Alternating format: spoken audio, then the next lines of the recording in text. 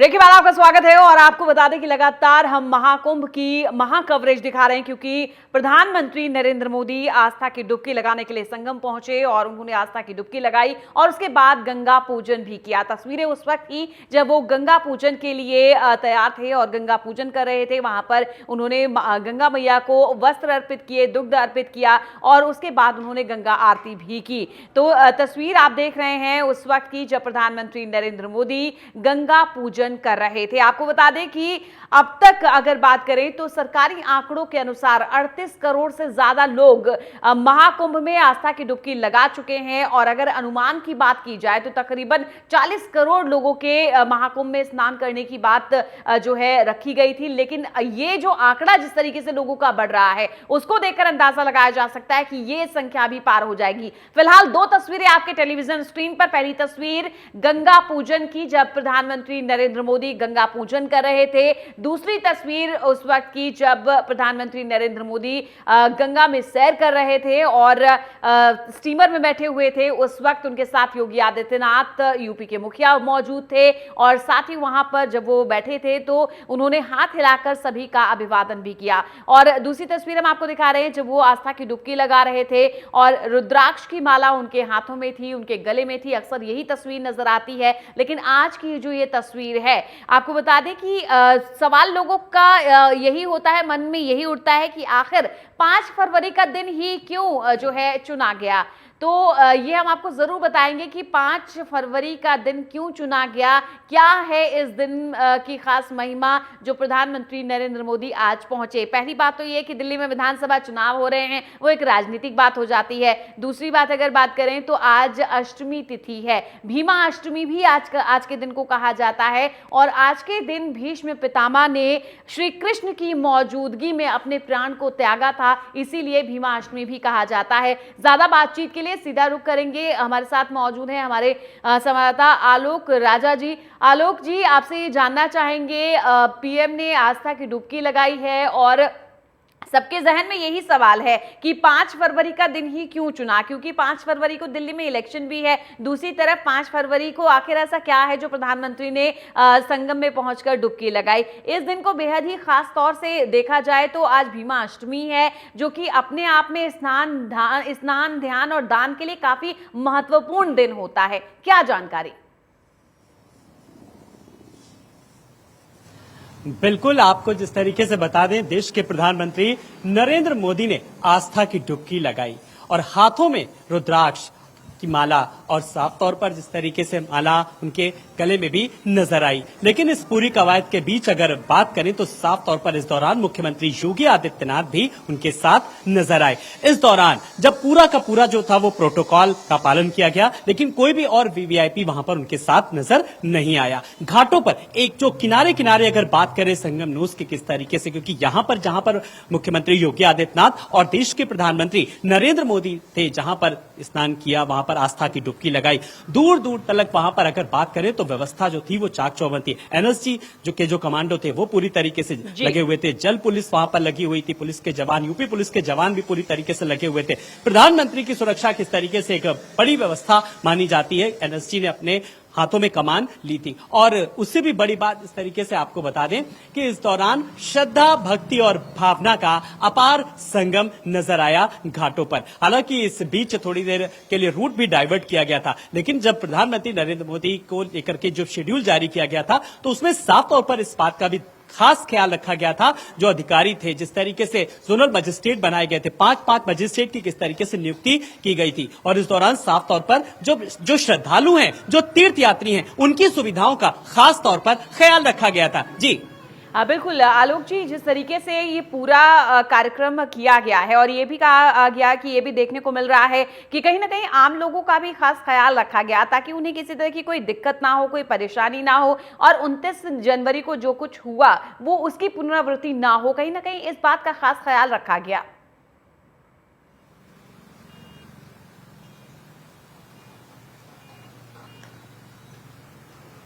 आलोक जी, आवाज मिल पा रही है आपको? बिल्कुल आलोक जी, आपका संपर्क करेंगे, आप से संपर्क नहीं हो पा रहा शायद। मोहम्मद इरफान भी हमारे से हो गए, हमारे साथ सीधे प्रयागराज से जुड़ गए हैं। मोहम्मद इरफान जी, जिस तरीके से आज का दिन प्रधानमंत्री नरेंद्र मोदी ने चुना है, संगम स्नान करने वो पहुंचे हुए हैं महाकुंभ में। दूसरी तरफ अगर हम देखते हैं, जिसका भी हम लोगों ने जिक्र करना शायद भूल गए, क्योंकि आज मिल्कीपुर में विधानसभा का उपचुनाव है और मिल्कीपुर अपने आप में बेहद खास इसलिए भी हो जाता है क्योंकि लोकसभा का चुनाव अगर हम देखते हैं, उसके पहले भी अगर विधानसभा का चुनाव हम देखते हैं तो वहां से समाजवादी पार्टी के उम्मीदवार अवधेश प्रसाद वहां से विधायक थे, लेकिन जब लोकसभा का चुनाव हुआ तो समाजवादी पार्टी ने अपना प्रत्याशी घोषित कर दिया अयोध्या से और अवधेश प्रसाद सांसद बन गए। लेकिन अब जब वो सीट खाली हुई तो एक बार फिर से वो कहीं ना कहीं प्रतिष्ठा दांव पे लगी है। हम भारतीय जनता पार्टी की कहें या फिर समाजवादी पार्टी की कहें, दोनों की कितना खास हो जाता है आज का दिन? बिल्कुल योगेश, आज का दिन बेहद खास है। हालांकि हम चुनाव के मुद्दे से हटकर अगर संगम नगरी प्रयागराज की बात करें तो आज का दिन बेहद खास है और देश के प्रधानमंत्री नरेंद्र मोदी का आज आगमन हुआ है। वो सीधा तौर पर बात कर लें, क्योंकि जो 29 तारीख को जो भगदड़ हुई थी उस बात का विशेष ख्याल रखा गया है कि आम जनमानस को कोई परेशानी ना हो, किसी दिक्कत का सामना न करने पड़े, इसका विशेष ख्याल रखा गया है। तो शायद यही वजह रहा है कि जब बमरौली एयरपोर्ट पर इनका विमान उतरा है प्रधानमंत्री नरेंद्र मोदी का, इसके बाद बाई कार न जाते हुए इन्होंने जो देश के प्रधानमंत्री नरेंद्र मोदी हैं, इन्होंने सूझबूझ से काम लिया है और बाई हेलीकॉप्टर सीधा वो अरेल घाट पहुंचे हैं। व्यापक सीट के बाद उन्होंने सीधा संगम में स्नान किया है। हालांकि अगर मिल्कीपुर की बात करें तो वो भी अपने आप में खास है और वहां का एक राजनीतिक बहुत पुराना हिस्सा रहा है। लेकिन प्रयागराज की बात करें तो यहाँ पर जो आंकड़ा था योगेश, वो लगभग 40 करोड़ का सरकार का आंकड़ा कि 40 करोड़ जो श्रद्धालु है वो आएंगे, लेकिन 38 करोड़ से अधिक श्रद्धालुओं ने अब तक आस्था की पावन डुबकी लगा चुके हैं। लेकिन सरकार का अब जो दूसरा लक्ष्य है कि 40 से 45 का जो करोड़ का आंकड़ा था उसको भी पार कर जाएगा, क्योंकि जो एआई सिस्टम है, एआई कैमरा है, इंटेलिजेंस के माध्यम जो टीम लगी है एनआईयू की, वो स्पष्ट रिपोर्ट बता रही है कि इस बार का आंकड़ा करीब 50 करोड़ पहुंचेगा। तो कहीं ना कहीं ये दिन बेहद खास है। अगर दूसरी तरफ बात कर ले इससे पहले की, तो जब प्रधानमंत्री नरेंद्र मोदी प्रयागराज में उनका आगमन हुआ है तो जो उत्तर प्रदेश के मुख्यमंत्री हैं योगी आदित्यनाथ, उनके साथ साथ जो दोनों डिप्टी सीएम रहे हैं, अगर बात कर लें तो जो राज्यपाल आनंदीबेन पटेल हैं, उन्होंने बमरौली एयरपोर्ट पे बाकायदा स्वागत किया है। और जो औद्योगिक मंत्री नंद गोपाल गुप्ता नंदी प्रयागराज से ही आते हैं क्योंकि उनका प्रयागराज में ही रहना है। तो लेकिन वो देश के जो प्रदेश की जो है बात कर ले, माफ कीजिएगा, प्रदेश के औद्योगिक मंत्री हैं गोपाल गुप्ता नंदी, उनका भी एक अलग बड़ा और आध्यात्मिक चेहरा है। लेकिन हम सबसे बड़ी बात कर ले योगेश, तो प्रयागराज में ये लगभग 54 दिन में ये दूसरा दौरा है जो है देश के प्रधानमंत्री नरेंद्र मोदी का। जी योगेश, बिल्कुल 54 दिनों में आप बता रहे हैं कि दूसरा दौरा है। 40 दिनों पहले प्रधानमंत्री नरेंद्र मोदी प्रयागराज पहुंचे हुए थे, जब महाकुंभ के शुरुआती दौर में उन्होंने वहां पर जायजा लिया था और किस तरीके से वहां पर पूजन दर्शन अर्चन किए थे। लेकिन आज अगर मोहम्मद इरफान जी, अगर हम जिक्र करते हैं, प्रधानमंत्री नरेंद्र मोदी स्नान करने के बाद मां गंगा की आरती पूजन अर्चन कर चुके हैं और अक्षय वट पर उनका जाने का प्रोग्राम जो प्रस्तावित था, क्या वो अक्षय वट पर जा रहे हैं?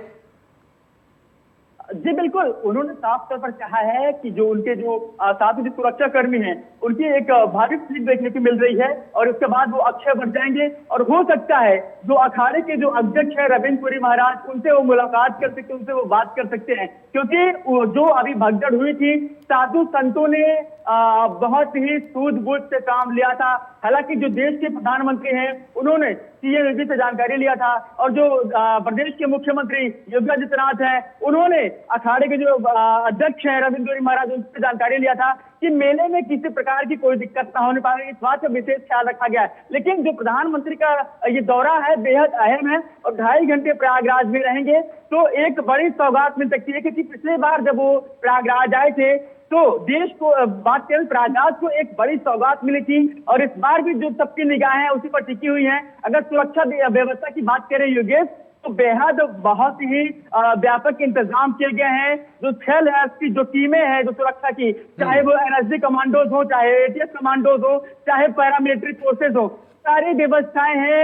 अगर बात करें मेला अधिकारी की तो विजय किरण आनंद मेला अधिकारी हैं। एसएसपी राजेश द्विवेदी जो महाकुंभ मेला है उन्होंने जमीनी स्तर पर काम किया है, सारे रात काम चला है, सारा दिन काम चला है और अब जाके सुरक्षा के कड़े व्यापक इंतजाम हो पाए हैं। तो उस सुरक्षा के कड़े व्यापक इंतजाम के बाद देश के जो प्रधानमंत्री नरेंद्र मोदी उनका आगमन हुआ है और लोगों की निगाहें टिकी हुई है, क्योंकि आज जो उन्होंने वस्त्र पहना है बहुत ही बेहद खास है योगेश। उन्होंने भगवा वस्त्र पहना है, तो उन्होंने जो है पावन गंगा में पावन डुबकी लगाई है और सूर्य को नमन किया है। इससे कहीं ना कहीं पूरे भारत में नहीं पूरे विश्व में एक बड़ा मैसेज जाएगा, क्योंकि अगर बात कर ले तो ये भारत का नहीं योगेश, विश्व का सबसे बड़ा मेला है। 150 देश के लोग इसमें शामिल हो सकते हैं और सबसे बड़ी बात कि ऐसा कोई देश नहीं है जो इस महाकुंभ में डुबकी न लगाए, चाहे वो जो भी हो। बिल्कुल, हर जगह से लोग पहुंच रहे हैं महाकुंभ में। आपने 52 डुबकी का जिक्र किया, आलोक राजा जी आपका मैं रुख करूंगा। अमूमन हम लोग देखते हैं कि 5, 11, 21 डुबकियों का लगाने का हम लोग महत्व मानते हैं कि और इवन जो डुबकी होती हैं उनको ज्यादा तक प्रेफर करते हैं लोग और वैसी ही डुबकी लगाई जाती है। वजह क्या रही है कि 52 डुबकी प्रधानमंत्री नरेंद्र मोदी ने लगाई है, जो क्योंकि मोहम्मद इरफान जी हमारे से हमारे साथ जुड़े हुए वो बता रहे हैं ये 52 का जो आंकड़ा है ये क्या कुछ कहता है? बिल्कुल, हर तस्वीर, हर आंकड़ा अपने आप में कुछ ना कुछ अलग कहता है। योगेश, आपने भी सीधी तस्वीरें देखी जिस तरीके से देश के प्रधानमंत्री नरेंद्र मोदी ने आस्था की डुबकी लगाई। ये डुबकी खाली पुण्य की नहीं, महाकुंभ की नहीं, एक देश के कल्याण के लिए थी। तो कोई समाज के कल्याण के लिए, तो कोई परिवार के कल्याण के लिए, तो कोई सनातन के कल्याण के लिए, तो हर डुबकी अपने आप में एक विकास के लिए थी, क्योंकि यही हमारी सनातन संस्कृति की परंपरा है। और इस दौरान जब प्रधानमंत्री नरेंद्र मोदी से कि एक झलक पाने के लिए किस तरीके से लोगों का जो बेकरारी का आलम दिखा, क्योंकि वो अरेल घाट पर किस तरीके से संगम न्यूज पर थे और लेकिन अलग अलग जब घाटों पर जब लग रहा था, हर किसी को जब ये जानकारी हो रही थी कि आज आए हैं देश के प्रधानमंत्री नरेंद्र मोदी और उत्तर प्रदेश के मुख्यमंत्री योगी आदित्यनाथ, तो एक झलक पाने के लिए लोगों में किस तरीके से उत्सुकता नजर आई। और आज अगर योगेश अगर बात करें तो देखिए जो वेशभूषा थी उस पर भी अगर एक नजर डालें तो अगर बात ना करें तो शायद बेमानी से होगी। आज जो भगवा रंग का जो किस तरीके से जिन्होंने वस्त्र धारण किया था, हाथों में रुद्राक्ष की माला थी, गले में भी माला थी और वो आचमन किया, किस तरीके से उन्होंने जल चढ़ाया। जाहिर सी बात है आलोक राजा जी, अक्सर यही तस्वीर नजर आती है जब प्रधानमंत्री नरेंद्र मोदी किसी भी तीर्थ स्थल पर जाते हैं। फिलहाल आप दोनों का ही बहुत बहुत शुक्रिया। और दूसरी बड़ी खबर का रुख करते हैं। नर्मदा जयंती के अवसर पर नर्मदा घाटों पर कई कार्यक्रमों का आयोजन किया गया, जहां एक तरफ सीएम डॉक्टर मोहन यादव भी नर्मदा जयंती के अवसर पर कई कार्यक्रमों में शामिल हुए, तो वहीं समर्पण सेवा समिति और अखिल भारतीय गुरु भक्त मंडल सलकनपुर द्वारा महामंडलेश्वर 1008 महर्षि गुरुदेव उत्तम स्वामी महाराज के सानिध्य में और कई संतों की उपस्थिति में रामगांव तहसील रेहटी में भी नर्मदा जयंती का आयोजन किया गया। इस आयोजन में संत सनातन सेवा संस्थान के अध्यक्ष doctor LN Malviya, Bharatiya Janata party के वरिष्ठ नेता तपन भौमिक मौजूद रहे। इसके साथ ही जर्मनी से आए हुए मेहमान भी इस कार्यक्रम में शामिल हुए। इस दौरान भव्य चुनरी यात्रा निकाली गई और एक घाट से दूसरे घाट तक नर्मदा मैया को चुनरी अर्पित की गई। इस कार्यक्रम में तमाम महिलाएं भी शामिल हुई। इस चुनरी यात्रा का उद्देश्य पर्यावरण को बचाना, नर्मदा को साफ रखना और सनातन धर्म को बढ़ावा देना रहा। इस दौरान संत सनातन सेवा संस्थान के अध्यक्ष डॉक्टर LN मालवीय ने कहा कि आज नर्मदा जयंती के अवसर पर नर्मदा जी को चुनरी अर्पित की गई है और सभी के समर्पण से इतनी भव्य चुनरी यात्रा निकाली गई है। आज का दिन हम सब ने बहुत उत्साह और उमंग के साथ मनाया है। साथ ही कहा कि जैसा कि गुरुजी ने बताया कि मां नर्मदा में गंदगी ना करें, कचरा ना फेंकें, ताकि हमारे आने वाला जो भविष्य है, हमारी जो आने वाली पीढ़ियां हैं, उन्हें अच्छा जल और अच्छा पर्यावरण मिल सके। जर्मन से भी मित्र आए हुए हैं। कम से कम हम भारतवासियों को और प्रदेशवासियों को इस बारे में जरूर जागरूक होना चाहिए। जहां विदेश के लोग भी इस पर्व को मनाने के लिए विदेश से यहां तक आते हैं, तो हम प्रदेशवासियों को, देशवासियों को भी जागृत होना चाहिए। स्वच्छता को बचाने के लिए ये यात्रा निकाली गई। इस कार्यक्रम के आयोजनकर्ताओं का मैं धन्यवाद देना चाहूंगा जिन्होंने मुझे यहां बुलाया है। नर्मदा जयंती के अवसर पर परम पूजनीय उत्तम स्वामी जी महाराज और तपन दादा के परिश्रम के स्वरूप इन्हीं की मेहनत और परिश्रम से आज इतनी जनता यहाँ पर आई और चुनरी यात्रा इतनी सफल बनी। उत्तम स्वामी जी के मार्गदर्शन में दादा ने आज नर्मदा जी की चुनरी यात्रा निकाली और नर्मदा जी को चुनरी समर्पित की। आज माँ का जन्मदिन है। हम सभी ने इसे बहुत उत्साह के साथ मनाया। जैसा कि गुरु जी ने बताया कि माँ नर्मदा में गंदगी ना करे, पन्नी ना फेंके, कचरा ना फेंके, ताकि हमारा आने वाला भविष्य, हमारी आने वाली पीढ़ी अच्छा जल और अच्छा पर्यावरण प्राप्त कर सके। और दादा ने जैसे बताया कि जर्मन से भी यहाँ पर जूलियस और उनके मित्र आए हुए हैं, तो कम से कम हम भारतवासियों को, हम प्रदेशवासियों को तो इस बारे में ज़रूर जागृत होना चाहिए। जहाँ विदेश के लोग भी इस पर्व को मनाने के लिए माँ नर्मदा के पवित्र जल की गुणगान के लिए यहाँ तक आते हैं, तो हम भारतवासियों को, हम प्रदेशवासियों को ज़रूर जागृत होना चाहिए। इसी क्रम में ये यात्रा निकाली गई, स्वच्छता और पर्यावरण को बचाने के लिए निकाली गई।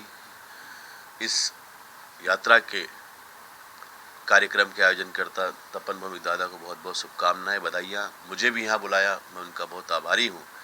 मैं आज पहली बार यहाँ पर आया, लेकिन यहाँ इस भवन से, इस आश्रम से माँ नर्मदा के साक्षात दर्शन हो रहे हैं और यात्रा में मैं सम्मिलित हुआ।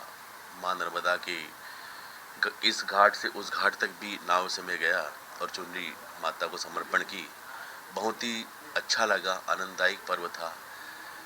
अपने व्यस्ततम शेड्यूल में से, अपने कार्यों में से कुछ क्षण यहाँ भगवान के साथ जीने का, प्रकृति के साथ जीने का, स्वामी जी के सानिध्य को प्राप्त करने का अवसर प्राप्त हुआ। ये मेरे लिए बड़ा सौभाग्यशाली दिन था और आज पहली बार आया। अब ऐसा लगता है कि महीने में 2 बार जरूर आना चाहिए। अक्सर मैं यहाँ पे आते रहूँगा। माँ नर्मदा की जय। उत्तम स्वामी जी महाराज, परम पूज्य गुरुदेव की जय। आज नर्मदा जयंती के पावन अवसर पर संपूर्ण प्रदेशवासी और देशवासियों को बहुत बहुत शुभकामनाएं। जैसा कि स्वामी जी ने बताया कि माँ नर्मदा पर्यावरण के दृष्टि से सर्वश्रेष्ठ नदी है। माँ नर्मदा इस विश्व की सबसे प्राचीनतम नदी है। पृथ्वी के सृष्टि के साथ सबसे पहले समुद्र का उदय हुआ और पहाड़ पर्वत का उदय हुआ, लेकिन मीठे पानी की प्रथम जलधारा अमरकंटक के पहाड़ों में से और निकल के जो धारा बनी वही माँ नर्मदा है। हम संपूर्ण मध्य प्रदेश ही नहीं, देश में नर्मदा और नर्मदा के प्रति श्रद्धा जागृत करते हैं। नर्मदा परिक्रमा हमने स्वयं ने की स्वामी जी के साथ, और आप जैसे भक्तों को नर्मदा के प्रति श्रद्धा उत्पन्न करने का काम करते हैं। हमारे बीच में मालवीय जी तो है ही हैं, आप हमारे सामाजिक कार्यकर्ता हैं। ये जूलियस है। अब देखिए, ये जर्मनी से आए हैं। इनको जब पता लगा कि वहाँ पर इस प्रकार का आयोजन होता है, चुनरी यात्रा, अब वहाँ कोई चुनरी यात्रा करता है क्या? हम धूप में निकले मर जाए आधे तो। लेकिन चुनरी यात्रा को लेकर के और ठेठ जर्मनी से 3 दिन से आके भोपाल में हमारे पास है अल्तमस भाई, चूँकि जर्मन चले गए, इनके मित्र हैं, जो स्वामी जी के बारे में सुना। तो निश्चित रूप से हमारी जो संस्कृति है, इसको दूसरे देशों में, विदेशों में सम्मान मिल रहा है, लेकिन मेरे भारत भूमि में सम्मान नहीं मिल रहा है। मेरे भारत भूमि में, मेरे प्रदेश में सम्मान मिले, उसके लिए वास्तव में यहाँ यही है कि प्रकृति का और पर्यावरण सुरक्षित रहे। आध्यात्मिक दृष्टि से देख के तो स्पिरिचुअली पावर सेंटर है। जिनको जिस वस्तु की इच्छा होगी वो यहाँ आकर प्राप्त कर सकता है। चाहे दादाजी धुनीवाली की बात करें, गौरी शंकर महाराज की बात करें, शंकराचार्य जी की बात करें, देवी देवताओं की बात करें, आध्यात्मिक दृष्टि से तो सभी ने माँ के तट पे बैठकर अपने जीवन की उत्कंठाओं को पूर्ण करने का, शांत करने का काम माँ नर्मदा करते। इसलिए माँ नर्मदा आध्यात्मिक दृष्टि से तो ये है। दूसरी बात, आज जितना पर्यावरण दूषित हो रहा है, समाज की जागृति हो, वृक्षों का संरक्षण हो और जल में जिस तरह से जो हम लोग जीव जंतु पेड़ पहाड़, हमारे 5000 साल पहले भगवान कृष्ण ने मेरे भगवान तो पहाड़ नदी प्रकृति पूर्व जहाँ कहा है, तो उसी को आगे बढ़ाते हुए मैं सभी से कहूँगा प्रयत्न करें, माँ नर्मदा में गंदगी न डाले, पन्नी न डाले, साबुन न लगाए। हमारी आस्था का स्थान है, या आप मानते हो तो नहीं मानते हो, फिर भी आप अपने संतानों को भविष्य में दूषित पानी देने का प्रयत्न न करें। यही कहेंगे कि हमारे पूर्वज कितने मूर्ख थे कि जिन्होंने प्रकृति को संभाल नहीं पाए और हमारे हाथ में गंदगी पकड़ा दी। इसलिए अभी से सावधान रहे कि आपके द्वारा अगर आप गंदगी नहीं कर सकते हो या गंदगी करना और न करना, इतना ही ध्यान रखिए। हम लोग प्रकृति की पूजा के रूप में गंदगी न होना, ये भी एक ईश्वर की पूजा है। और इसी के साथ इस बुलेटिन में फिलहाल इतना ही। लगातार खबरों के लिए देखते रहिए TV 27 न्यूज़। मुझे दीजिए इजाजत। नमस्कार।